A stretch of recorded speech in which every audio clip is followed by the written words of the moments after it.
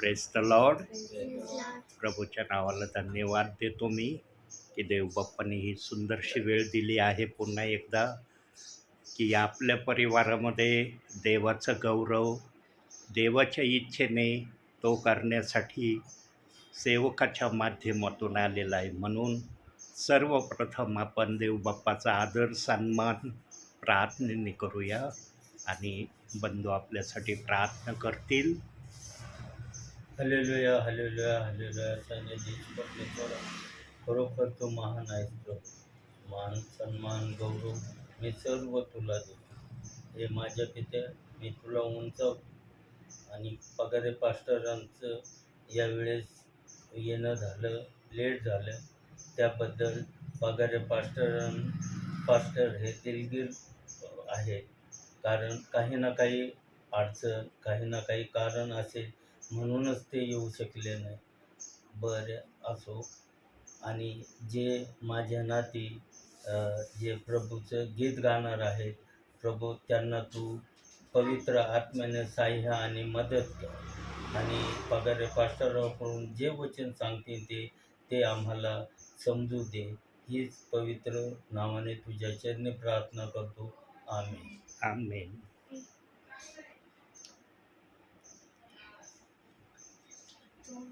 जीवन की रोटी है, तू मेरे जीवन का पानी है, तू मेरे जीवन की रोटी है, तू मेरे जीवन का पानी है. खाता रहूं पीता रहूं, खाता रहूं पीता रहूं, तेरी महिमा गाता रहूं. तू मेरी जीवन की रोटी है, तू मेरे जीवन का पानी है, तू मेरे जीवन की रोटी है, तू मेरे जीवन का पानी है. खाता रहूं पीता रहूं, खाता रहूं पीता रहूं, तेरी महिमा गाता रहूं, तेरी महिमा गाता रहूं. तू मेरे जीवन की रोटी है, तू मेरे जीवन का पानी है, तू मेरे जीवन की रोटी है, तू मेरे जीवन का पानी है. पुढचं फूल चढ़ाओ में प्रभु के चरणों में, आह कैसे क्या उपहार दूं बेसमझना का. मुझे पता नहीं प्यारे प्रभु क्या पसंद है मेरे प्रभु, उससे तोड़ लाओ तेरे लिए, उससे छोड़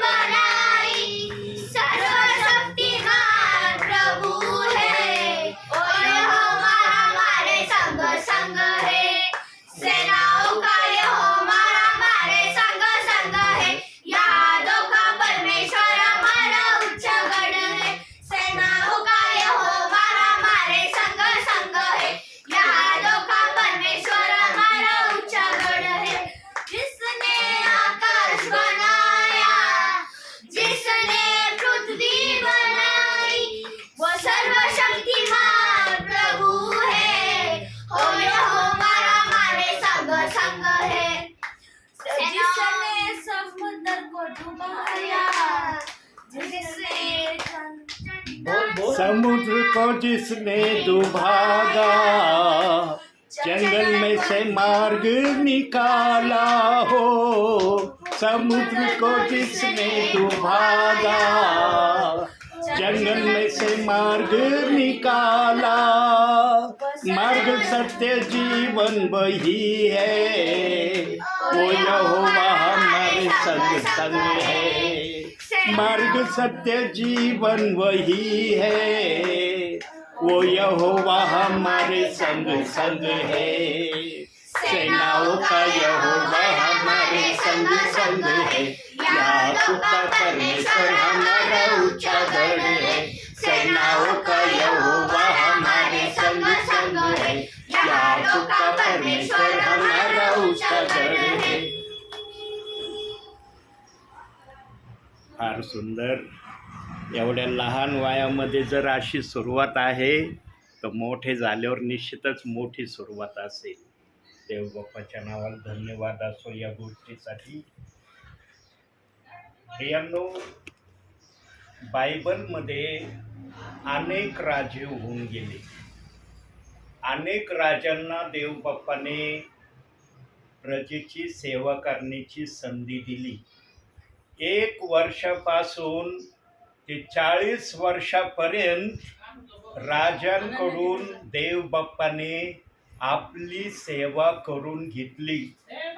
पण या अनेक राजांमध्ये एक राजा असा होता, तो जितका चांगला स्वभाव त्याच्यात होता तितकाच त्याच्यामध्ये वाईट पण स्वभाव होता. आणि त्या राजाला देवबाप्पाने खूप संधी दिली आपल्या जीवनामध्ये नीट होण्यासाठी. त्या राजाने आपल्या जीवनामध्ये नीट होण्याचा प्रयत्न पण केला, परंतु म्हणतात ना प्रियांनो की वेळ निघून गेल्यावर त्या गोष्टीचा अनुताप करण्यामध्ये काही अर्थ राहत नाही. नबूखदनेस्सर राजाच्या जीवनामध्ये ठीक अशाच गोष्टी झालेल्या आम्ही पाहतो. पहिलं स्वप्न जेव्हा त्याला पडलं त्यावेळेस त्याला बोध आणि इशारा देण्यात आला की तुझं वागणं, तुझं जे काय तू करतो ते मला तितकं पसंत नाही जितकं पसंतीचं मी तुझ्याकडून पाहण्याची अपेक्षा करतो. पण जेव्हा पहिलं स्वप्न त्याला पडलं प्रियांनो, त्या स्वप्नानंतर त्याने जे कृत्य केलं ना प्रभू परमेश्वराच्या विरोधात, देवबाप्पाने त्या कृत्याचा बदला नबूखदनेस्सर राजाकडून घेतला असं दानिएलाच्या पुस्तकामध्ये सांगण्यात आलेलं आहे. प्रियांनो, देवाच्या सेवकांना कोणत्याही प्रकारच्या शब्दाने म्हणा किंवा कृतीने म्हणा किंवा त्रासाच्या माध्यमातून म्हणा त्रास देणं हे सोपं नाही आहे. देवबाप्पाने नेहमी देवाच्या सेवकांचा आदर केलेला आहे. का देवबाप आपल्या सेवकांचा आदर करतो? कारण सेवकांमध्ये तो आपला आत्मा ठेवतो. ज्या आत्म्याच्या द्वारे देवबाप आपलं गौरव आपल्या विश्वासणाऱ्यांमध्ये प्रगट करण्याचं माध्यम सेवकांना त्याने केलेलं आहे. म्हणून देवबाप सेवकांचा खूप आदर करतो. आणि त्या सेवकांच्या विरोधात जर कुणी भयानक कृत्य करण्याचा प्रयत्न केला तर देवबाप त्यांना सोडित नाही, बदला घेतल्याशिवाय राहत नाही. आणि नबूखदनेस्सर राजाने आपल्या कारकिर्दीमध्ये शद्रक, मेशक, अबेदनगो यांना 7 पट आगीच्या भट्टीमध्ये टाकण्यापासून स्वतःला आवरलं नाही असं त्याच्या राजकीर्तीच्या वेळेस त्याने हे कृत्य करून दाखवलं. आणि जेव्हा प्रभू परमेश्वराने पाहिलं की नबूखदनेस्सर राजाने माझ्या सेवकांना फार मोठा त्रास दिला, त्यावेळेस त्याला दुसरं स्वप्न प्रभू परमेश्वराने दिलं. आणि त्या स्वप्नाचा अर्थ देखील दानिएलानेच सांगितला. परंतु जे दुसऱ्या प्रकारचं स्वप्न त्याला देवबाप्पाने दिलं ते पूर्ण शिक्षेचं स्वप्न दाखवलं. बायबलमध्ये प्रत्येक राजाला देव बाप्पाने शिक्षा केली हे आम्हाला वाचनातून दिसतं. परंतु नबूखदनेस्सर राजाविषयी जे शिक्षेचे शब्द दानिएलाच्या पुस्तकात वापरण्यात आले प्रियांनो, त्याला पूर्ण शिक्षा, आणि पूर्ण हा शब्द आम्ही कोणत्या संख्येने ओळखतो?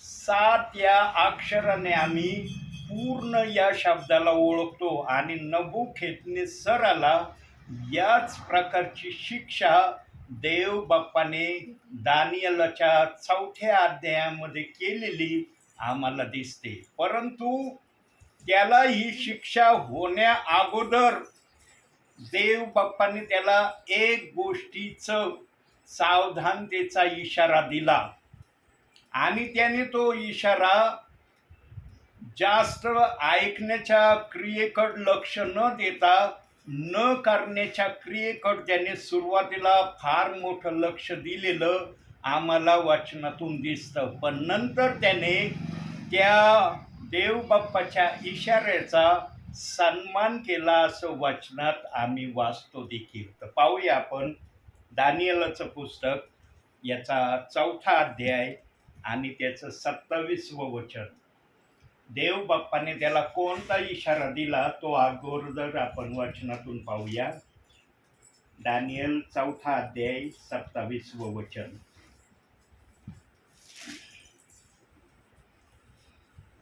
म्हणून हे राजा, माझी मसलत तू मान्य करावी.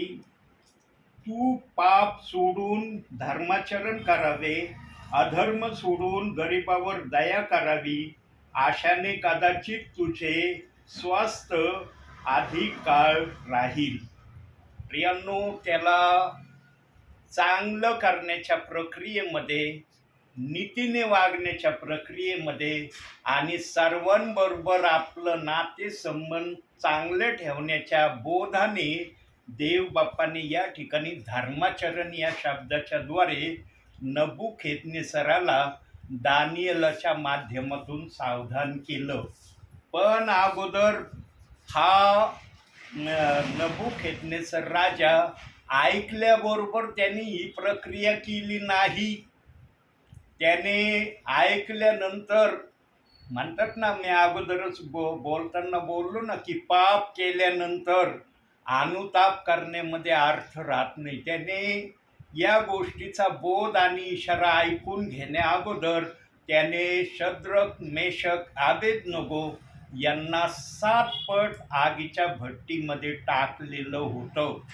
आणि त्या 7 पटीच्या भट्टीमधून देव बाप्पाने या 3 देवाच्या दासांची कशी सुटका केली ते आपल्याला दानिएलाच्या 3ऱ्या अध्यायामध्ये आपण पाहिलेलं आहे.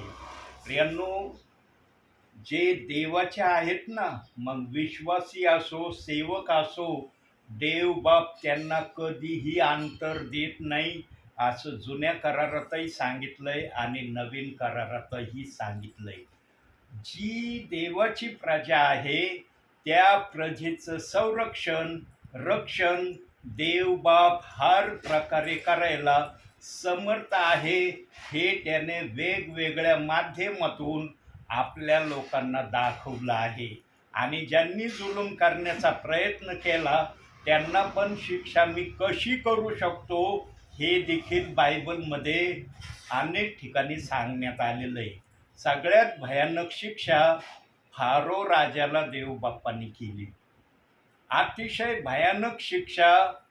त्याला एकट्यालाच शिक्षा केली नाही, तर त्याच्याबरोबर जे सैन्य तो घेऊन इस्रायली लोकांच्या मागं चालला होता पाठलाग करत, तांबड्या समुद्रामध्ये सर्वांना देव बाप्पाने डुबून मारून टाकलं. आणि ते सैन्य, त्याची संख्या आपल्याला सांगता येणार नाही, बायबलच्या आत्म्याने तो आकडा सांगितला नाही, पण ती संख्या जास्तच असेल. 1-2 नसणार आहे, शेकडो नसेल तर हजारोंची संख्या असू शकते.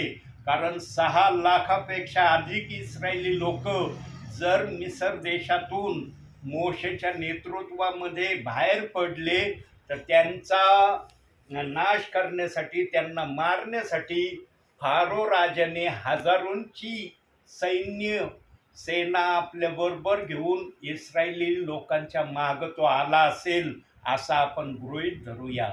आणि सर्वात भयानक अशी शिक्षा प्रभू परमेश्वराने फारो आणि त्याच्या सेनेला केली असं निर्गमाच्या 14व्या अध्यायामध्ये आम्हाला वाचायला मिळतं. प्रियांनो, नबुखेदनेस्सर राजा देखील त्याच तोडीच्या शिक्षेमध्ये उतरलेला राजा आहे. त्याने पण अतिशय भयानक, अतिशय देवाला न आवडणारं कृत्य देवाच्या विरोधात आपल्या प्रजेविरुद्ध केलं असं आम्हाला बायबलमध्ये दिसतं. प्रियांनो, जे कोणी देवाच्या विरोधामध्ये कोणत्याही प्रकारचं कृत्य करतात, देव बाप त्यांना कधीही सोडत नाही, हे त्यातून आम्हाला दिसतं. आणि 4था अध्याय 27व्या वचनामध्ये देव बाप्पाने सांगितलं की तू धर्माचरण आपलं चांगलं ठेव.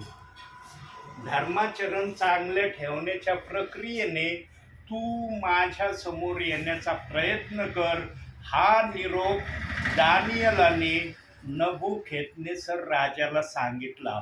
पण नबुखेदनेस्सर राजाला जेव्हा हा निरोप सांगण्यात आला, त्या अगोदर त्याने अतिशय देवाला नापसंत होणारं पाप त्याच्या सेवकांच्या विरोधात केलं होतं. आणि त्याची शिक्षा त्याला 4था अध्याय 4 वचनापासून 18 वचनापर्यंत त्याला एक स्वप्न देव बाप्पाने दाखवलं.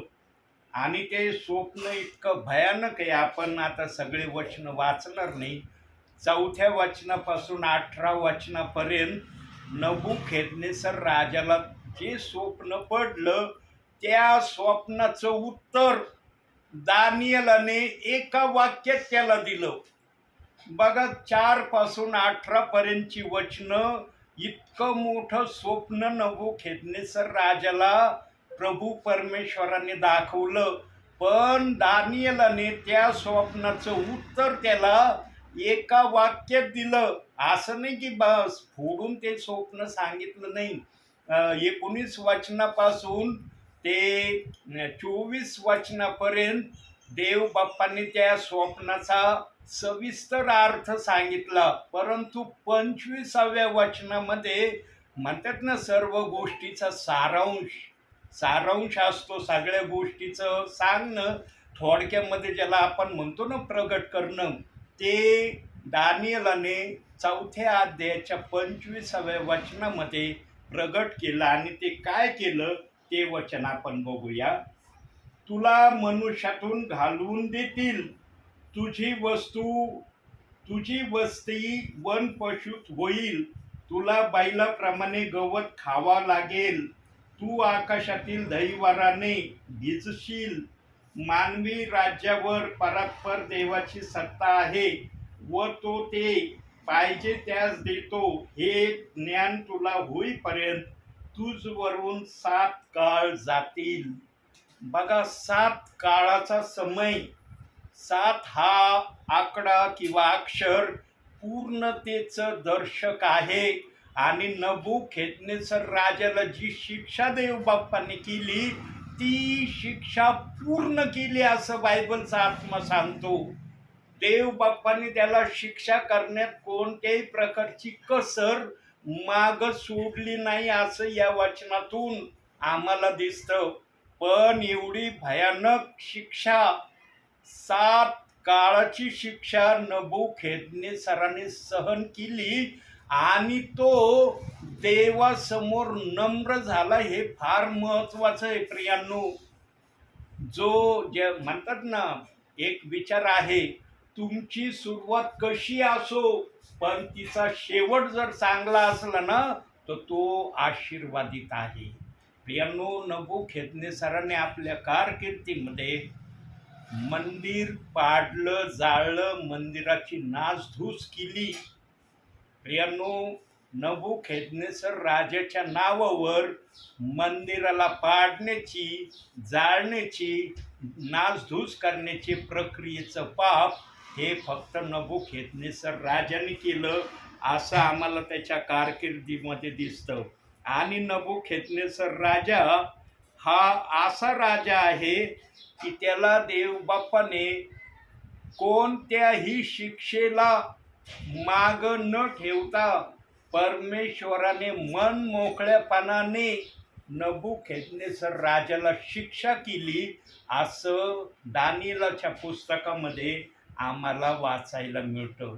प्रियांनो, कोणी असो, राजा असो या विश्वासणारा असो, त्याने इतकं भयानक पाप प्रभू परमेश्वराच्या विरोधात करू नये की देव बापाला चीड येईल आणि देवबाप आपल्या इच्छेने वाटल त्या प्रकारे शिक्षा करण्यापासून, ज्याने पाप केलं त्याच्यापासून माघार घेणार नाही.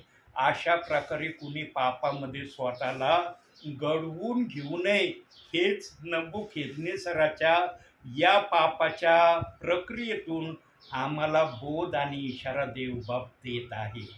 प्रियांनो, नबुखेतनेसर राजाने आपल्या कारकिर्दीमध्ये जे पण निर्णय घेतले ना, ते निर्णय स्वतःच्या मनाने घेतलेले आहेत. त्याने कधी निर्णय घेण्यामध्ये आपल्या प्रजेला किंवा त्याचे जे अधिकारी आहेत त्यांना कधी त्याने विचार विनिमय केला नाही की मी अशा अशा प्रकारचा शिक्षा देण्याची प्रक्रिया, पाप करण्याची प्रक्रिया करण्यामध्ये उतरत आहे, तुमची याच्यामध्ये संमती आहे का. कधी त्याने विचारलं नाही. त्याने जे पण निर्णय घेतले स्वतःहून घेतले. प्रियांनो, देवाच्या दासांना आगीच्या भट्टीमध्ये टाकण्यापासून नबुखेतनेसर राजाने स्वतःला आपल्या कारकिर्दीमध्ये आवरलं नाही, असं आम्हाला या 4थ्या अध्यायामध्ये वाचायला मिळतं. म्हणून प्रियांनो, आम्ही या नबुखेतनेसर राजाच्या या कृत्यावरून आमच्या जीवनामध्ये सुधारणुकीसाठी काय प्रयत्न करणं गरजेचं आहे, कोणत्या गोष्टी आमच्या जीवनामध्ये आणणं महत्त्वाचं आहे, हा फार मोठा प्रश्न आम्हाला या नबुखेतनेसर राजाच्या या कृत्यामुळं आमच्या समोर येतो. आणि ज्याला खरोखर देवाला आपल्या जीवनामध्ये प्रसन्न करण्याची इच्छा आहे, देवाला उंच करण्याची आशा ज्यांच्या मनामध्ये आहे, ते आपल्या भावी जीवनामध्ये 3 निर्णय घेण्याचा प्रयत्न करतील. 3 निर्णयाने देव बाप्पाला खुश करण्याच्या प्रक्रियेमध्ये ते स्वतःला ठेवतील. तर त्याच्यातला पहिला निर्णय आपण बघूया. मार्क शुभवर्तमान 12वा अध्याय 30वे वचन.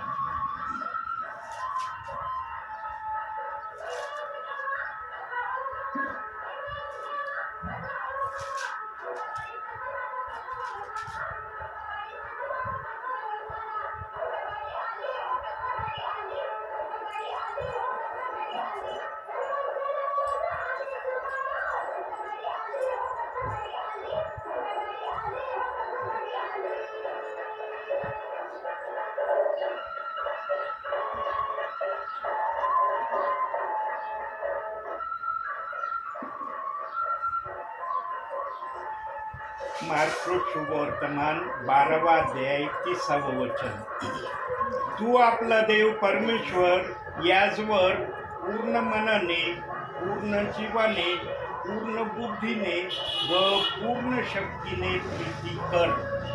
प्रियांनो, आम्हाला जर आमच्या जीवनामध्ये आमच्या स्वतःचं चांगलं झालेलं, आम्ही व्यवस्थित आहोत हे पाहण्याची जर आमच्या जीवनामध्ये आम्हाला आशा असेल, तर आम्हाला सर्वप्रथम आमच्या जीवनामध्ये ज्या देवाने आम्हाला जगामध्ये पाठवलं त्या देवाचा सन्मान करणं, त्याच्यावर प्रीती करणं, त्याच्या इच्छेप्रमाणे स्वतःला त्याच्यासमोर सादर करणं, याशिवाय आमच्याजवळ दुसरा कोणताही उपाय राहत नाही. आणि मग प्रीती करण्याविषयी देवबाप्पाने निरनिराळ्या ठिकाणामध्ये सांगितलेलं आहे की तुमची प्रीती कशी असली पाहिजे. तर 1-2 वचन आपण या प्रीती संबंधाचे बघूया. त्यासाठी काढूया योहान शुभवर्तमान 15वा अध्याय 14वं वचन पहा. त्या ठिकाणी एक शब्द दिलेला आहे, मी तुम्हा जे काही सांगतो ते तुम्ही कराल तर तुम्ही माझे मित्र आहात. आणि 11व्या वचनामध्ये, माझा आनंद तुम्हामध्ये असावा व तुमचा आनंद परिपूर्ण व्हावा या गोष्टी मी तुम्हाला सांगितल्या आहे. प्रियांनो, प्रीती करण्यामध्ये आम्हाला या दोन गोष्टी आमच्या जीवनामध्ये कृतीने, काही जण प्रीती फक्त बोलण्याच्या द्वारे प्रगट करतात. प्रीती बोलण्यामध्ये नाही तर प्रीती कृती करण्यामध्ये आम्ही व्यक्त करावी. या अनुषंगाने हे दोन वचनं आपल्या समोर देव बाप्पाने ठेवले. आणि 12व्या वचनामध्ये त्याने प्रीती या शब्दाला पुन्हा एकदा उच्चारण करून सांगितलं, जशी मी तुम्हावर प्रीती केली तशी तुम्ही एकमेकावर प्रीती करावी, अशी माझी आज्ञा आहे. प्रियांनो, आम्ही प्रीती करण्यापासून स्वतःला कधी आवरत नाही. प्रीती करणं आम्हाला पण आवडतं, प्रीतीमध्ये राहणं आम्ही पण मान्य करतो, परंतु आमची प्रीती, त्या प्रकारची प्रीती आम्ही देवबाप्पाला सादर करत नाही ज्या प्रकारची प्रीती करण्याविषयी देवबाप आम्हाला या वचनातून सांगत आहे. प्रियांनो, प्रीती ही पोकळ प्रीती नसली पाहिजे. प्रीती ही भरीव प्रीती असली पाहिजे.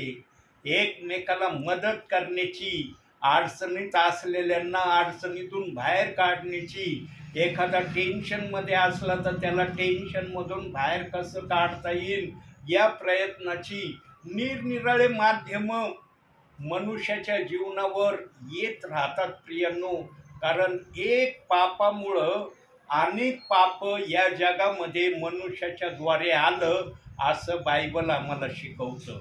प्रियांनो, निरनिराळ्या प्रकारचे आमच्यावर संकट असतात, निरनिराळ्या प्रकारच्या आमच्यावर प्रक्रिया येतात.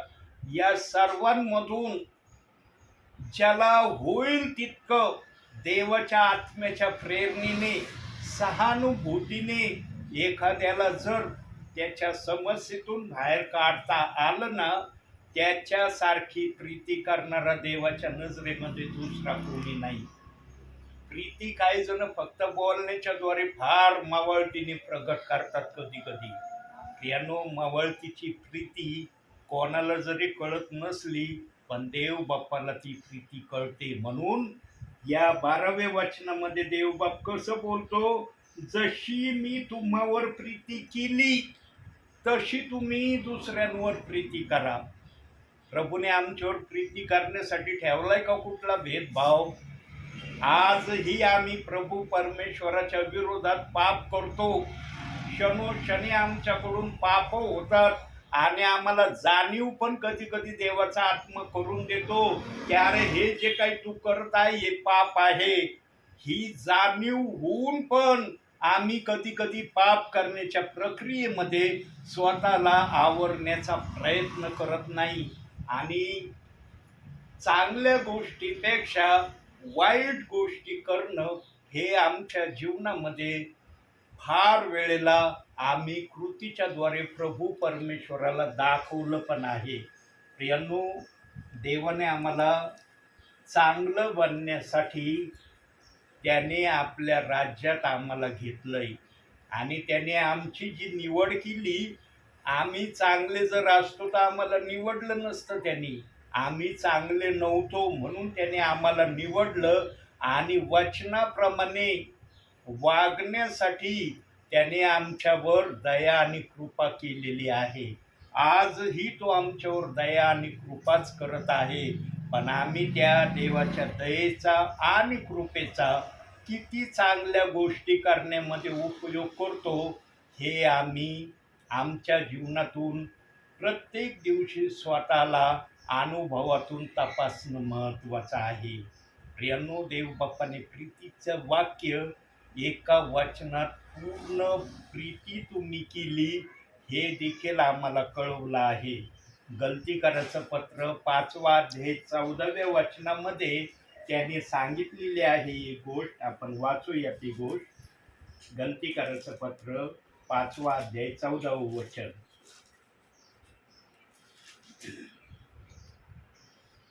कारण जशी आपणावर तशी आपल्या शेजाऱ्यावर प्रीती कर, हे एक वचन पाळण्यात सर्व नियमशास्त्र पाळण्यासारखे आहे.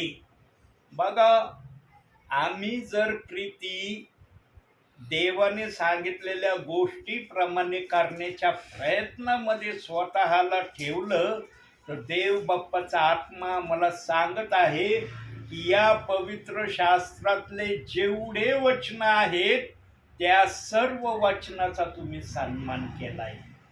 ते सर्व वचन तुम्ही तसे पाळले आहे जसे पाळण्याची मी तुम्हाला आज्ञा केलेली आहे. परंतु ही प्रीती बोलण्यातून नाही प्रगट होत, ही करण्यामध्ये ती प्रीती प्रभू परमेश्वराला दिसणं गरजेचं आहे. म्हणून पहिली गोष्ट आम्हाला देव बाप्पाने त्याच्या नावावर आमची प्रीती कशा प्रकारे असावी हे मार्क 12वा अध्याय 30व्या वचनातून आम्हाला सांगितलं आहे. दुसरी गोष्ट बघूया, त्यासाठी काढूया योहानकृत शुभवर्तमान 11वा अध्याय 25वं वचन. पहा, तिथं एक गोष्ट सांगण्यात आलेली आहे. योहानकृत शुभवर्तमान 11वा अध्याय 25वं वचन.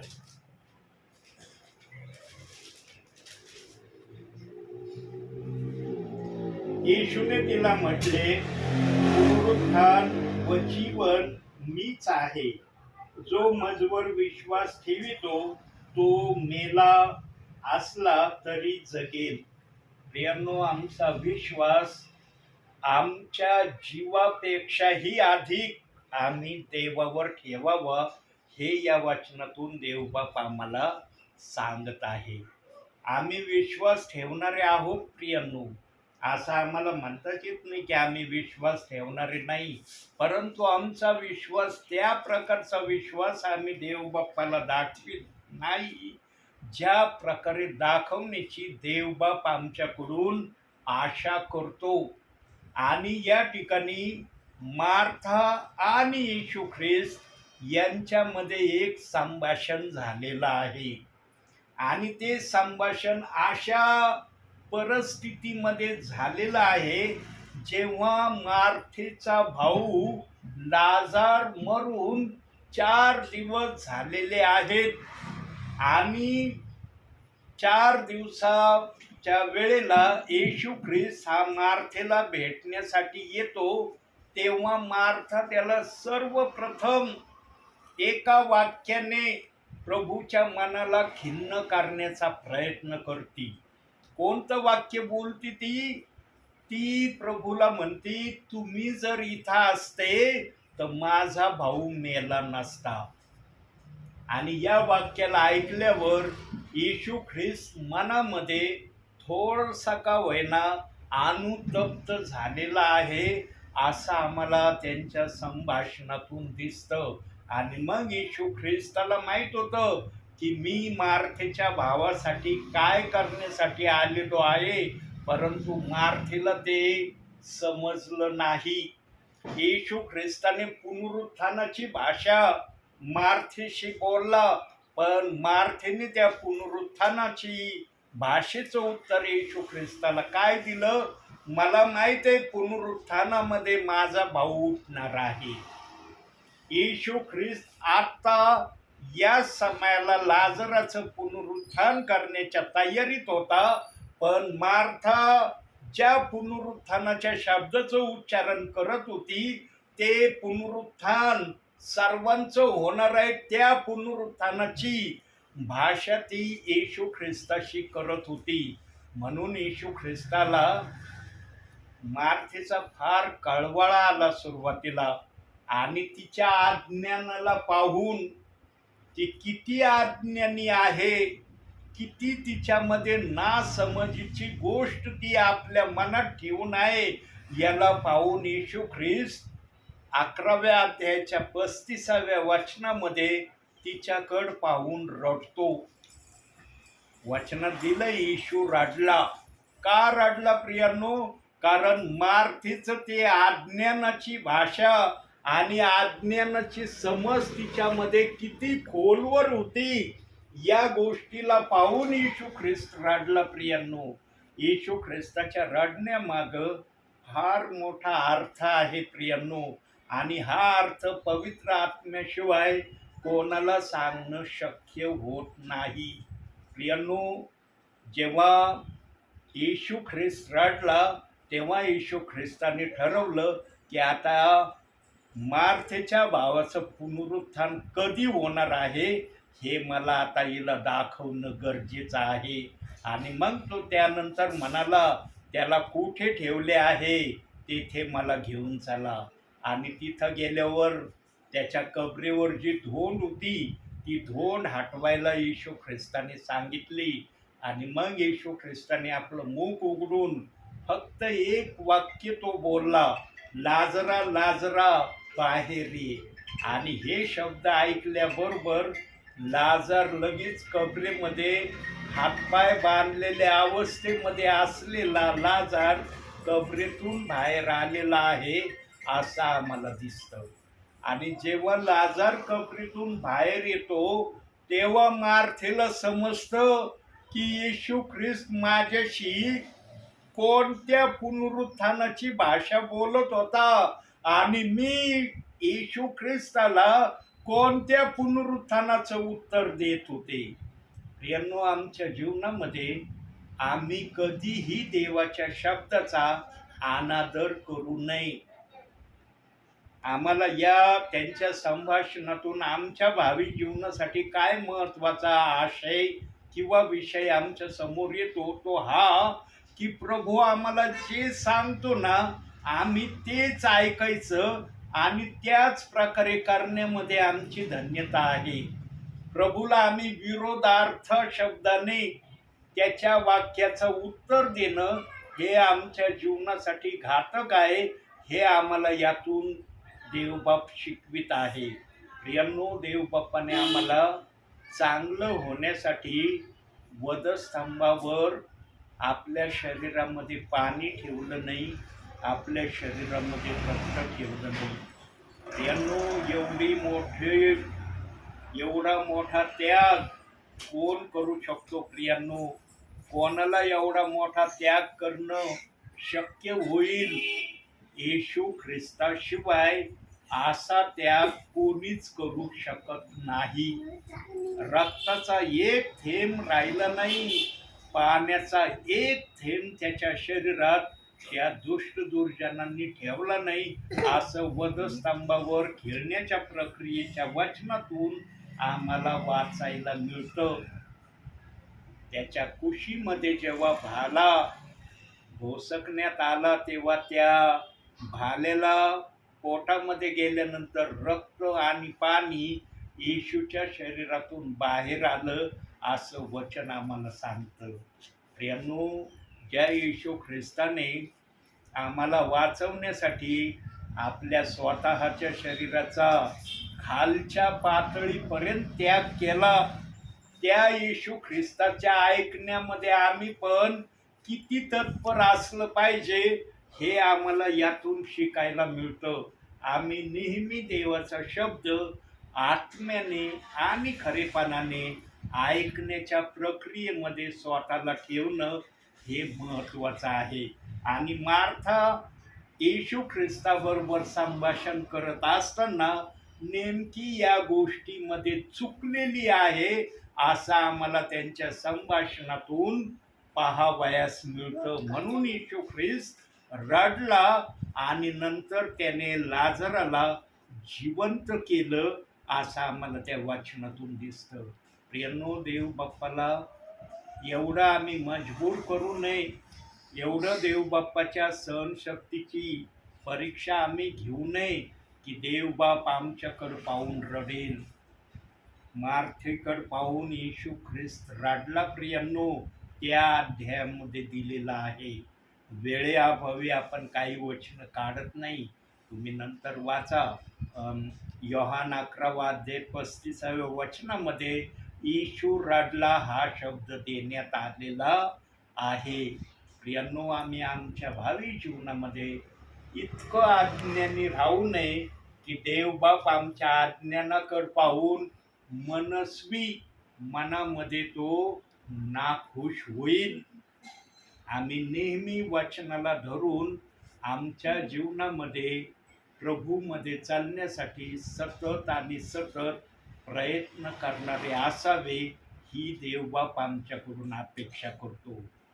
प्रियांनो, ज्यांचा विश्वास प्रभूवर असतो ना, त्यांच्यासाठी देवबाप बोललेला आहे, तू मेला तरी जिवंत होईल, जिवंत राहील. मरणानंतरही आम्हाला जीवन आहे, हे येशू ख्रिस्त या वचनाच्या माध्यमातून आम्हाला सांगत आहे. पण जर आम्ही विश्वास धरल्यानंतर देवाला आवडणाऱ्या गोष्टीप्रमाणे आमचं जीवन आम्ही देवामध्ये सादर केलं नाही, मग सांगा प्रियांनो, त्या विश्वासणाऱ्यासाठी मरणानंतर कोणती प्रक्रिया असेल? मग देवबाप्पाने सांगितलंय, मरणानंतर तुझा न्याय निश्चित आहे. तू काय काय पृथ्वीवर केलं त्याचा हिशोब तुला वरती मी विचारीन. प्रियांनो, या ठिकाणातूनच आम्ही आमचं भावी जीवन प्रभूसाठी व्यवस्थित करत आहोत. व्यवस्थितरित्या आम्ही प्रभूमध्ये चालण्याचा प्रयत्न करत आहोत. या गोष्टीने आम्ही प्रभू समोर प्रत्येक वेळेला येण्याचा प्रयत्न करावा.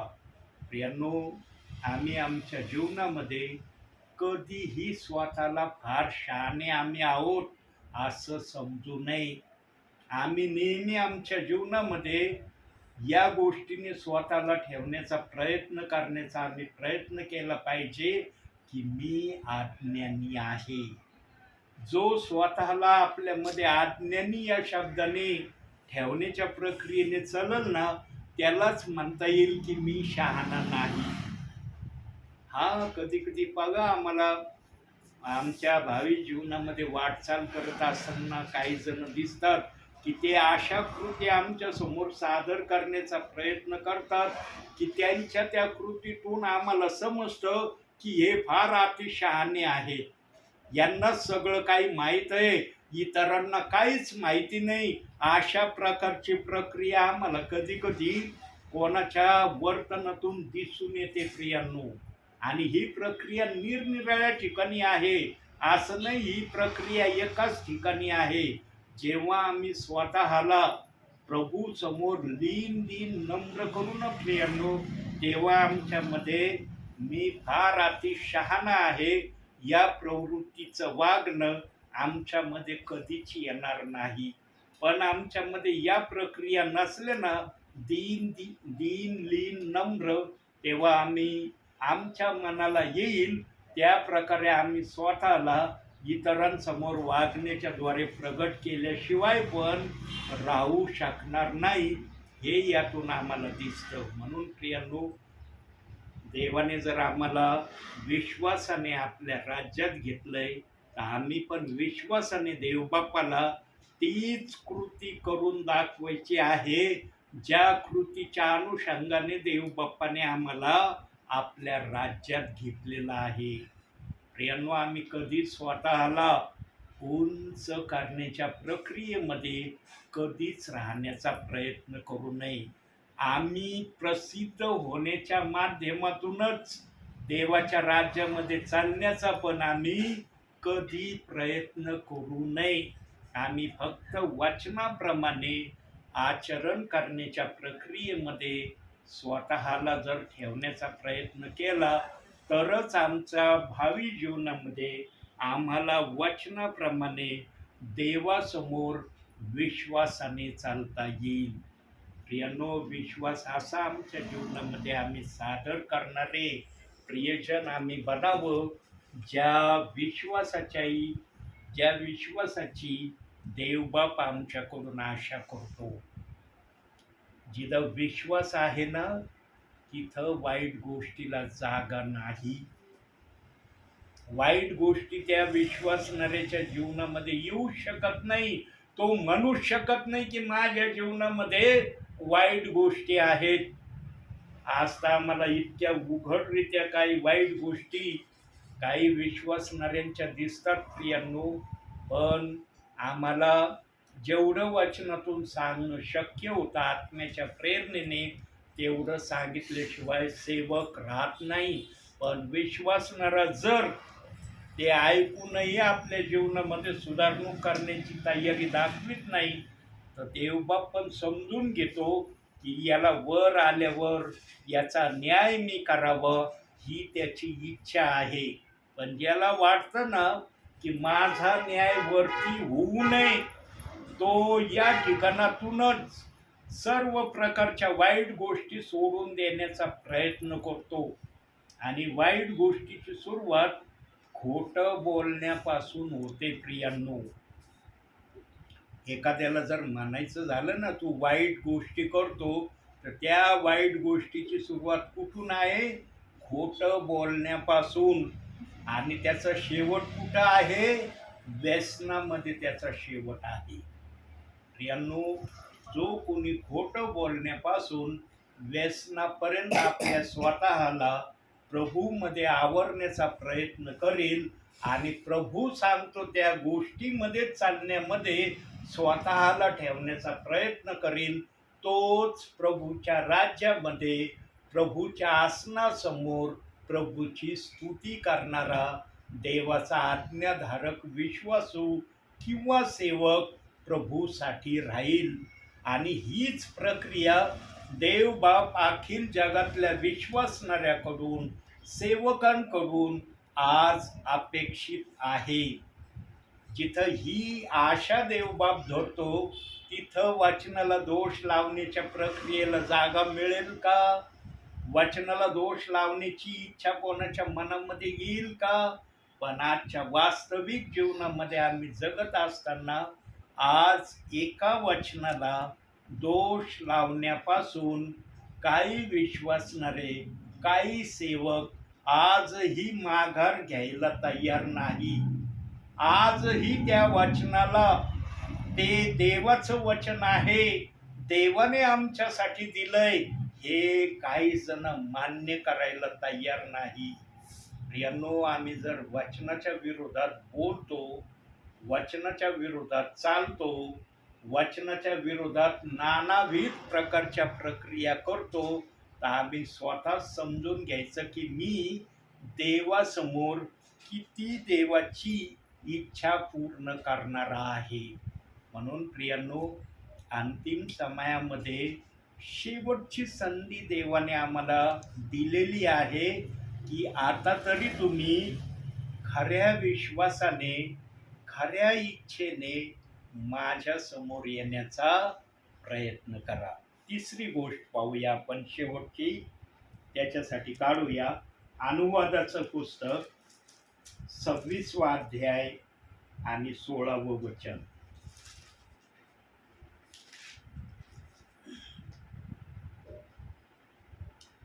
हे विधी व नियम तू पाळावे अशी आज्ञा आज तुझा देव परमेश्वर तुला करीत आहे. म्हणून तू जीवे भावे हे मान्य करून पाळ. यानो, देवाच्या गोष्टी केवळ बोलण्याने पूर्ण होत नाही बरं का. काही जणांना वाटतं मी बोलण्याच्याद्वारे ह्या गोष्टी पूर्ण केल्या, पाळल्या, असं धरून काही जण आज प्रभूमध्ये चालले. देव बाप्पाला कृतीच्या द्वारे या गोष्टी पाळण्याविषयी देवबाप सांगत आहे. आणि प्रियांनो, मोशेने यहोशुवाला सर्व गोष्टींनी शिक्षणाने, आज्ञापालनाने आणि कृतीने निपुण केलेलं आम्हाला मोशेच्या कारकिर्दीमध्ये दिसतं. म्हणून यहोशुवाच्या जीवनाकडे पाहून प्रभू परमेश्वर नेहमी खुश असायचा. म्हणून यहोशुवाने पृथ्वीवरून सूर्याकडे पाहून त्याने शब्द बोलला आणि सूर्याने त्याचा शब्द ऐकला आणि त्या प्रकारे प्रक्रिया केली. जेव्हा फलिस्त्यांच्या हातून इस्रायली लोकांचा पराभव होण्याच्या मार्गाकडे यहोशुवाने स्वतःला पाहिलं तेव्हा त्याने सूर्याकडे पाहून तो सूर्याला म्हणाला, हे सूर्या, तू आज आस्ताच जाण्याची घाई करू नको, तू एका जागेवर स्थिर राहा. आणि हा शब्द यहोशुवा पृथ्वीवरून करोडो अंतरावर असलेल्या सूर्यासाठी बोलला. आता मी या घरातून बोलत आहे, माझा आवाज कुठपर्यंत जात आहे मला माहिती नाही, पण यहोशुवाचा आवाज करोडो अंतरावर असलेल्या सूर्यापर्यंत गेला आणि सूर्याने ताबडतोब ऐकल्याबरोबर प्रक्रिया केली. सूर्य म्हणला नाही यहोशुवाला, मला विचार करू दे, तू जे बोलत आहे ते योग्य आहे का अयोग्य आहे, ते करण्यामध्ये मी समर्थ आहे किंवा नाही. सूर्याने कोणत्याही गोष्टीचं वाक्य यहोशुवाला प्रगट केलं नाही आणि जे यहोशुवा बोलला त्या प्रकारे सूर्याने तर केलंच केलं, पण चंद्राने देखील केलं. प्रियांनो, चंद्राला देखील वाटलं, अरे सूर्य जे करत आहे ते मला पण करायचं आहे. यहोशुवा चंद्राला नाही म्हणला, पण चंद्राने सूर्याचं पाहून त्या प्रकारे प्रक्रिया केली.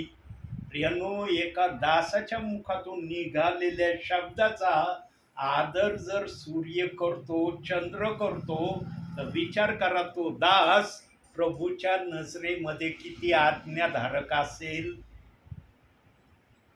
सूर्याने आज्ञा करणं आणि सूर्याने आज्ञा पाळणं हे सोपं समजता काय प्रियांनो?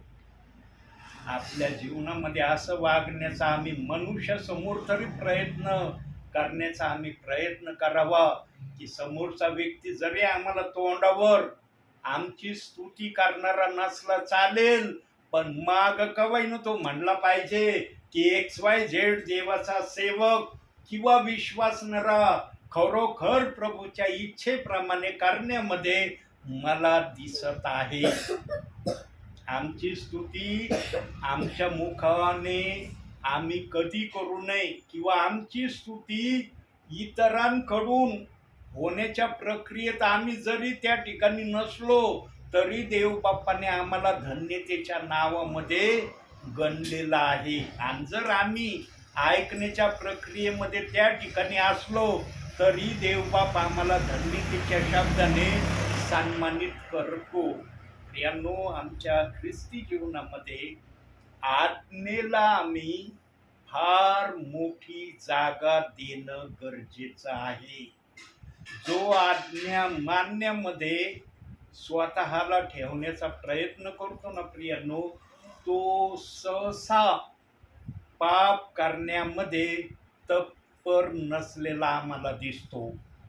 त्याच्या जीवनातून पाप ही प्रक्रिया तेवढी आम्हाला दिसत नाही. हा चुटपुट पाप होतात, नकळत पाप होतात हे प्रभूला पण कळतं, पण असे पाप आम्ही करत नाही जसे पाप नबुकदनेस्सर राजाने आपल्या कारकिर्दीमध्ये केले. देवाच्या सेवकाच्या विरोधात देखील वागण्यापासून नबुकदनेस्सर राजाने स्वतःला आवरलं नाही. हे त्याच्या कृत्यातून देवबाप्पाला दिसलं, म्हणून त्याला 7 काळामध्ये तुला शिक्षा होईल हे उद्गार दानियेलाच्या मुखातून त्याला ऐकावं लागलं. पण त्याच 4थ्या अध्यायाच्या शेवटच्या वचनामध्ये असं लिहिलेलं आहे की नबुकदनेस्सर राजाने देवाच्या सगळ्या आज्ञा मानण्याचं मान्य केलं. देवाच्या आज्ञा पाळण्याकडे त्यांनी लक्ष दिलं आणि देवाचं गौरव, देवाची स्तुती त्याने आपल्या भावी जीवनामध्ये केली. असं दानियेलाच्या 4थ्या अध्यायाच्या शेवटच्या वचनामध्ये लिहिलंय. शेवटच्या घटकेला का होईना प्रियांनो, नबुकदनेस्सर राजाने आपल्या जीवनाला व्यवस्थित केलं हे त्या वचनातून आम्हाला देवबाप सांगत आहे. आम्ही पण आमच्या भावी जीवनामध्ये पाप करत आहोत प्रियांनो. कोणाला म्हणता येईल का आजच्या समयाला की मी पाप करत नाही, माझ्याकडून काहीच पाप होत नाही, मला माझी बुद्धी सांगतच नाही की तू कोणतं पाप करत नाही म्हणून. प्रियांनो, आमच्याकडून न कळत का होईना पाप होतात आणि कधी कधी आम्ही जाणून बुजून पाप करण्याच्या प्रक्रियेमध्ये पण स्वतःला कधी कधी आवरण्याचा प्रयत्न करीत नाही. जेव्हा मदत करण्याची प्रक्रिया येते ना एकमेकांना, त्यावेळेला विशेष करून पापाच्या प्रक्रियेमध्ये काही जण स्वतःला जाणून बुजून टाकण्याचा प्रयत्न करतात. प्रियांनो, देवाने आम्हाला सहाय्य करण्याची मागणी केलेली अख्ख्या बायबलमध्ये बघा. जो अडचणीत आहे, समस्येत आहे, परेशानीत आहे, दुःखात आहे, टेन्शनमध्ये आहे, आजारात आहे, अन्य कशात आहे, त्याला मदत करा हे देवाचा आत्मा आम्हाला शिकवतो. पण किती जण या आता सांगितलेल्या गोष्टी एखाद्याच्या जीवनात आलेल्या पाहूनही त्यांना सहाय्य करण्याच्या प्रक्रियेमध्ये येतात. प्रियांनो, सहाय्यता आम्हाला तोपर्यंत करायची आहे जोपर्यंत तो या प्रक्रियेतून पूर्णपणे बाहेर निघत नाही. काही जण थोड्या थोड्या दिवसाकरता सहाय्यता करतात, नंतर सहाय्यता करण्यापासून नानाविध प्रकाराने ते माघार घेण्याचा प्रयत्न करतात. नानाविध कारणांनी ते समोरच्या व्यक्तीला मी तुला मदत करू शकत नाही या प्रक्रियेने ते बोलूनही दाखवतात. आणि या गोष्टीचा माझ्याजवळ अनेक प्रकारे अनुभव आहे, कारण मी इतका माझ्या देवाच्या सेवेमध्ये निरनिराळ्या गावांना गेलेलो आहे. निरनिराळ्या ठिकाणचे अनुभव माझ्याजवळ आहेत. जो फिरतो ना प्रियांनो, त्याच्याजवळ निरनिराळे अनुभव असल्याशिवाय राहत नाही. पण जो फिरत नाही ना, त्याच्याजवळ अनुभव नसतात. आमची ओळख निरनिराळ्या ठिकाणी झालेली असली पाहिजे. बघा, येशू ख्रिस्त देवाचा पुत्र होता ना, देवाचा पुत्र. पण येशू ख्रिस्त एका जागेवर बसला का? दिले का 4 शुभ वर्तमानामध्ये की येशू ख्रिस्त एका ठिकाणी बसायचा आणि लोकांना म्हणायचा, या माझ्याकड, मी सर्व काही तुमच्यासाठी करतो. येशू ख्रिस्त स्वतः गावोगावी पाय पाय फिरला. प्रियांनो, देवाचा पुत्र असून तो गावोगावी जर पाय पाय फिरला, तर आज आम्ही जे देवामध्ये सेवक स्वतःला म्हणवितो, आम्ही प्रभूसाठी काय करणं गरजेचं आहे? प्रियांनो, प्रभूने आम्हाला सेवा दिली ना, तर मरेपर्यंत देवाची सेवा निरनिराळ्या ठिकाणी करण्यासाठी आम्हाला अधिकार दिलाय. काही दिवसाकरता, काही महिन्याकरता, काही वर्षाकरता आम्ही सेवा करायची, मग आम्ही सेवेला जाणं बंद करायचे अशा अनुषंगाने देवबाप्पाने आम्हाला सेवा करायला सांगितलेली नाही. होईल तेवढं तुम्ही जशी का होईना सेवा करण्यासाठी घराच्या बाहेर पडणं सेवकाचं आद्य कर्तव्य आहे. प्रत्येक सेवकाने एक परिवाराला का होईना, आपल्या घरापासून दूर अंतरावर असलेल्या परिवाराला देवाचं वचन सांगणं अतिशय महत्वाचं आहे. प्रियांनो, प्रभूमध्ये आम्हाला श्रम घ्यायचे, वरती गेल्यावर प्रभूकडून बक्षीस आम्हाला घ्यायचंय. इथं जर आम्ही काही केलेलं असलं तर वरती आम्हाला काही भेटल. विश्वासणाऱ्यांसाठी पण आहे. विश्वासणारे पण सेवक आल्यावर जर सेवकाच्या इच्छेप्रमाणे सर्व प्रक्रिया करण्याच्या प्रक्रियेमध्ये ते प्रभू समोर स्वतःला सादर करतील, त्यांना पण त्यांच्या या श्रमाचं, या कृत्याचं बक्षीस वरतीच मिळणार आहे. यानो, सेवकाला जर बक्षीस आहे तर बक्षीस विश्वासणाऱ्याला पण आहे. देव बाप्पाने बक्षीस देण्याच्या प्रक्रियेमध्ये कुठलाही भेदभाव केलेला नाही. सेवकाला जसं बक्षीस आहे तसंच विश्वासणाऱ्यालाही बक्षीस आहे. सेवकाला जर मुकुट आहे तर विश्वासणाऱ्याला पण मुकुट आहे. हे पाऊलाने आपल्या वचनातून सर्वांना सांगितलेलं आहे. 2 तिमोथेय 4 अध्याय 8व्या वचनात पाऊल स्वतः म्हणतो, जो मुकुट मला मिळणार आहे तो मुकुट माझ्यासारखं जो कोणी विश्वासी आहे, देवाच्या इच्छेप्रमाणे करणारा आहे, त्याला पण हा मुकुट देण्यात येणार आहे. पाऊल असा नाही म्हणत फक्त मलाच मुकुट मिळणार आहे, बाकीच्यांना मिळणार नाही. जे जे प्रभूच्या इच्छेप्रमाणे करण्याच्या प्रक्रियेमध्ये आहेत त्या सर्वांना मुकुट देण्यात येईल, असं पाऊलाने आपल्या पत्रात सांगितलं आहे. प्रियांनो, ज्याच्यामध्ये देवाचा आत्मा असतो ना, तो आत्मा सर्वांना घेऊन चालण्याचा प्रयत्न करतो. तो आत्मा फक्त स्वतःच काहीतरी असण्याचा प्रयत्न कधीच करत नाही. तो इतरांना पण आपल्या बरोबर घेऊन चालण्याचा प्रयत्न करतो. जी संधी देवबाप त्याला देतो, ती संधी तो दुसऱ्याला पण देण्याची इच्छा करतो. प्रियांनो, देवबाप कधीच कोणाला निराश करत नाही.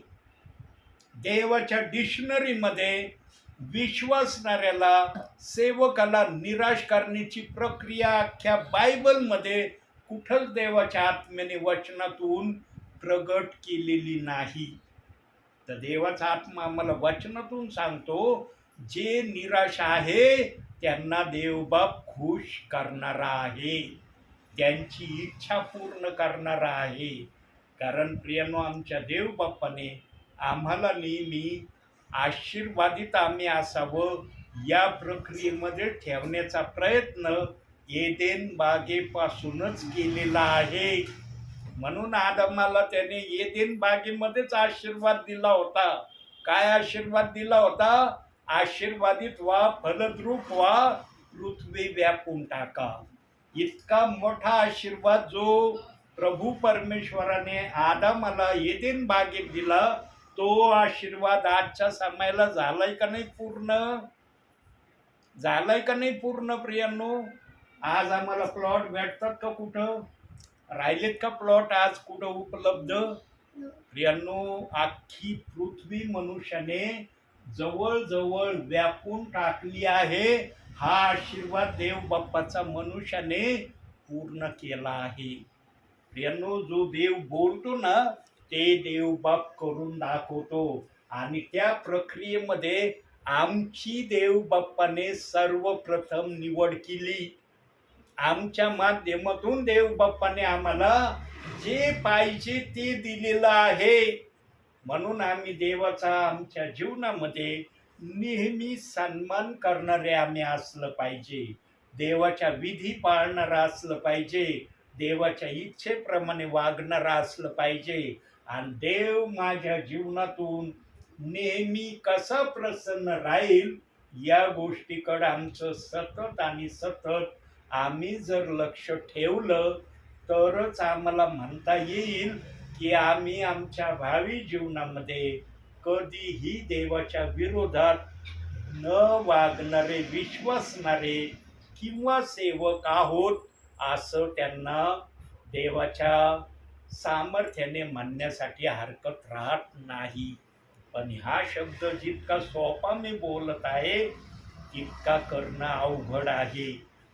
करायला गेलं तर अवघड नाही, पण न करायला गेलं तर तो फार अवघड आहे. म्हणून प्रियांनो, आमच्या जीवनामध्ये आम्हाला चांगलं करायचं आहे का वाईट करायचं आहे हे यहोशुआला मोशेने अनुवादाच्या 30व्या अध्यायाच्या 19व्या वचनामध्ये सांगितलं. आणि तो म्हणाला यहोशुआला, तुझ्या समोर मरण आणि जीवन, शाप आणि आशीर्वाद हे ठेवले आहे. तू जीवन निवडून घे, आशीर्वाद निवडून घे, शापाला आपल्यापासून दूर कर. हे मोशेने यहोशुआला त्याच्या कारकिर्दीमध्ये शिकवून मोशेने निपुण केलं होतं. आज देवबाप पण सेवकाच्या माध्यमातून विश्वासणाऱ्यांना जेवढं शक्य होईल तेवढं चांगलं जीवन ते कसं जगतील, चांगल्या प्रकारे देवामध्ये ते कसे वाढतील या अनुषंगानेच आजही सेवकांना देवबाप आपल्याकडे पाठवित आहे. आलोय ना मी तुमच्या घरी प्रेयरला. आहात ना तुम्ही साक्षीदार, म्हणू शकता ना की अरे देवाचे सेवक आमच्या घरी आलेत, आणि आम्हाला ते वचनातून सांगत आहे. प्रियांनो, केवळ आम्ही ऐकणार असलं नाही पाहिजे, आम्ही करणारे जेव्हा होऊ ना प्रियांनो, तेव्हा आमच्या जीवनातून सर्व प्रकारच्या वाईट गोष्टी आपोआप पळ काढायला सुरुवात करतील. म्हणून माणसाकडं पाहून जगण्यापेक्षा देवाकडं पाहून जगण्यामध्ये नेहमी आमच्यासाठी आशीर्वाद आहे. माणसाला खुश करण्यापेक्षा देवाला खुश करण्यामध्येच आमची धन्यता आहे. आता तुम्हाला आपल्या भावी जीवनामध्ये काय करायचं आहे किंवा काय करायचं नाही याचा निर्णय देव बाप्पाने तुमच्यावर ठेवलेला आहे. म्हणून आजच्या या छोट्याशा संदेशातून देवबाप तुम्हाला आणि मला भरपूर आणि भरपूर आशीर्वाद देव. आमेन. आमेन.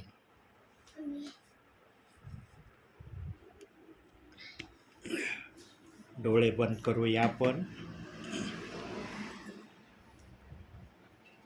काही सेकंद आपण शांत राहूया प्रियांनो, मग आपण प्रार्थना करूया.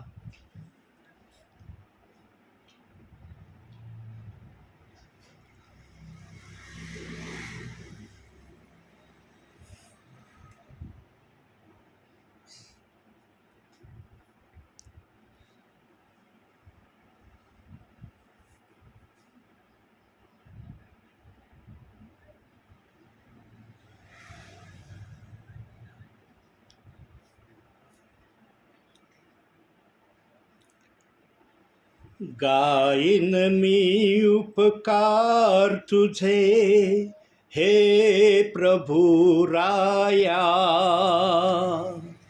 गाईन मी उपकार तुझे हे प्रभु राया, हे प्रभु राया, हे प्रभु राया, गाईन मी उपकार तुझे हे प्रभु राया,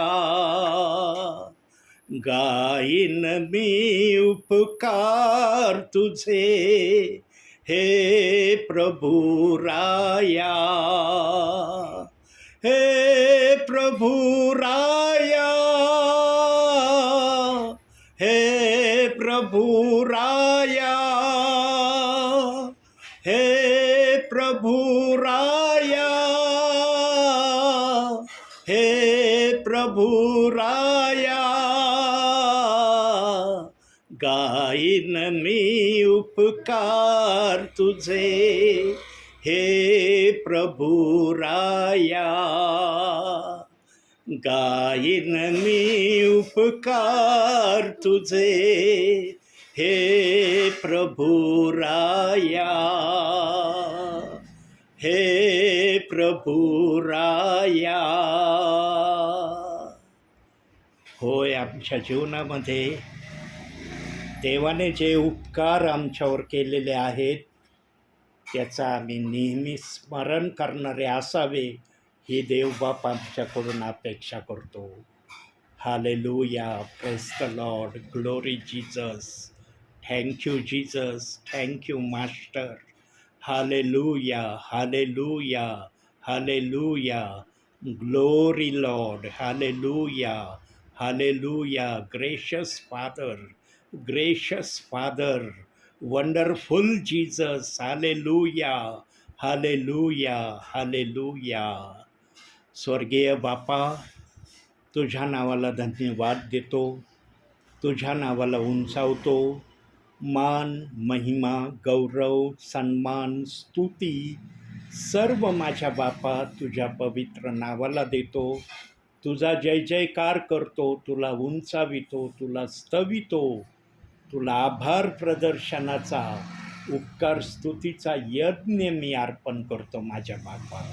स्वर्गीय बापा, आज पुन्हा एकदा पाचरणे परिवाराची तू भेट घेतलेली आहे माझ्या बापा, आणि पाचरणे परिवारासाठी जो बोधपर इशारा संदेश किंवा त्यांच्यासाठी मार्गदर्शनप्रद जे योग्य आहे ते तू आत्म्यातून आणि विचारातून त्यांच्यासमोर तू सेवकाच्या मुखातून बोललेला आहे. होय माझ्या बापा, विचारातून आणि वचनातून तू आज या परिवाराची भेट घेतलेली आहे. स्वर्गीय बापा, तुझ्या या सर्व गोष्टीसाठी आम्ही तुझे आभार मानतो, तुला धन्यवाद देतो. कारण माझ्या बापा, तू जे काय आपल्या मनामध्ये घेऊन आलेला होता माझ्या बापा, ते तू सेवकाच्या मुखातून या ठिकाणी प्रगट केलेला आहे. प्रभू, धन्य हा परिवार आहे माझ्या बापा, की या परिवाराला तू वचनाच्या माध्यमातून प्रत्येक वेळेला भेट देतो माझ्या बापा. प्रत्येक वेळेला काही ना काही यांच्यासाठी तू निरोप आणतो माझ्या बापा, आणि त्या निरोपाच्या माध्यमातून तू यांना तू जागृत करत आहे. स्वर्गीच्या देवा, हा परिवार पूर्णपणे जागृत व्हावा हीच माझी तुझ्याकडं प्रार्थना आहे माझ्या बापा. कारण तुझं वचन हे सफल होणारं वचन आहे. तुझं वचन कधी विफल होत नाही माझ्या बापा. पाचरणे परिवारात तुझं वचन तू सफल कर माझ्या बापा, आणि या परिवाराला भरपूरच्या आशीर्वादाने आशीर्वादित तू कर, अशी मी तुला प्रार्थना करतो. हे घर, ही जागा सदैव आशीर्वादाने भरलेली राहू दे माझ्या बापा. या जागेमध्ये तुझी शांती राहू दे माझ्या बापा. या घरातल्या तेला मिठा पिठाला आणि सर्व वस्तूंना तू सदैव आशीर्वाद दे माझ्या बापा. या घराच्या सभोवती तुझे दूत यांच्या रक्षणासाठी तू सदैव उभे कर, अशीही तुला प्रार्थना करतो. आज आपल्या दासाला तुझ्या नावाने पुन्हा एकदा या परिवारात येऊन तुझी सेवा करण्याची संधी तू दिली, यासाठी धन्यवाद माझ्या बापा. या परिवारातले सर्व लहान थोर प्रियजन तुझ्या कृपाच्या आसनासमोर आणतो. प्रत्येकांना प्रभुत्व आशीर्वाद दे, आणि प्रत्येकांच्याद्वारे तू उंचावला आणि गौरविला जा, अशी मी तुला विनंती करतो. होय माझ्या बापा, अगदी शेवटच्या समयामध्ये, अगदी शेवटच्या घटकेमध्ये तू आम्हाला आणलेला आहे माझ्या बापा. कोणत्याही वेळेला काहीही होण्याची प्रक्रियेचा समय सुरू झालेला आहे. कोणत्याही वेळेला तुझं आगमन होण्याची वेळ आलेली आहे. म्हणून आम्ही अंतिम समयामध्ये होईल तितकं स्वतःला वचनाप्रमाणे आचरण करण्याकरता तयार करावं, याकरिता प्रभू तू आजही आमच्याकडं अपेक्षेने पाहत आहे. आम्ही तुझी अपेक्षा पूर्ण करणारे व्हावे, म्हणून आम्हा प्रत्येकाला स्वर्गीच्या बापा तू सहाय्यता कर, मदत कर. प्रभू, जे जे सेवक आहेत त्या सर्व सेवकांसाठी आम्ही या समयाला आठवण करतो माझ्या बापा. सर्वांचं नाव घेणं शक्य नाही, पण ज्यांचे नावं घेणं योग्य आहे त्या सर्व सेवकांना प्रभू आम्ही तुझ्या कृपासनासमोर आणतो माझ्या बापा. होय माझ्या बापा, आमच्या मनातले विचार आणि अंतःकरणातल्या गोष्टी तू समजतो माझ्या बापा, की आम्ही कोणत्या सेवकांविषयी तुझ्यासमोर न बोलता कृतीने प्रगट करण्याच्या इच्छेमध्ये आहोत. प्रभू, त्या सर्व सेवकांना तू आशीर्वादाने आशीर्वादित कर, आणि त्यांच्याद्वारे तू सदैव उंच आणि उंच होत राहा, अशी प्रार्थना करतो. काही विश्वासणाऱ्या परिवारांचीही आम्ही या समयाला आठवण करतो माझ्या बापा. त्याही परिवारांना ओतप्रोत आशीर्वादाने तो आशीर्वादित कर माझ्या बापा. जे वर्षानुवर्ष स्वर्गीच्या देवा तुझ्याकडून आशीर्वाद घेण्याच्या इच्छेने तुझ्याकडं आशेने पाहत आहेत माझ्या बापा, अशा विश्वासणाऱ्या परिवारांना तर सर्वप्रथम तू आशीर्वाद दे माझ्या बापा, अशी मी तुला विनंती करतो. तुझी कृपा आणि दया त्यांच्यावर सतत आणि सतत तू ठेव माझ्या बापा, ही तुला विनंती करतो. आज आपल्या दासाला या ठिकाणी येऊन वचन सेवा आणि प्रार्थना दोही गोष्टी करण्याची पुन्हा एकदा तू संधी दिली, यासाठी धन्यवाद. मान, सन्मान, गौरव सर्व माझ्या बापा मी तुला देतो. धन्यता असणारा प्रभू येशू ख्रिस्त याच्या प्रिय आणि गोड नावानं मागतो म्हणून तो ऐक माझ्या बापा. आमेन. हे आमच्या स्वर्गातील बापा, तुझे नाव पवित्र मानले जाऊ, तुझे राज्य हो, जसे स्वर्गात तसे पृथ्वीवर. तुझे इच्छेप्रमाणे हो, आमची रोजची भाकर आज आम्हाला दे. जसे आम्ही आमची वस्तू सोडल्या तसे तू आमचे ऋणी आम्हाला सोड, तर आम्हाला परीक्षेत आणू नकोस, तर आम्हाला स्वार्थापासून सोडव. कारण की राज्य, सामर्थ्य आणि गौरव ही सर्व काळ तुझीच आहे. आमेन. प्रभु येशू रक्त की जय. प्रभु येशू रक्त की जय. प्रभु येशू रक्ताचा जय जयकार असो. आमेन. धन्य येशू नाम, धन्य येशू नाम, धन्य येशू नाम सर्व काळ. धन्य येशू नाम,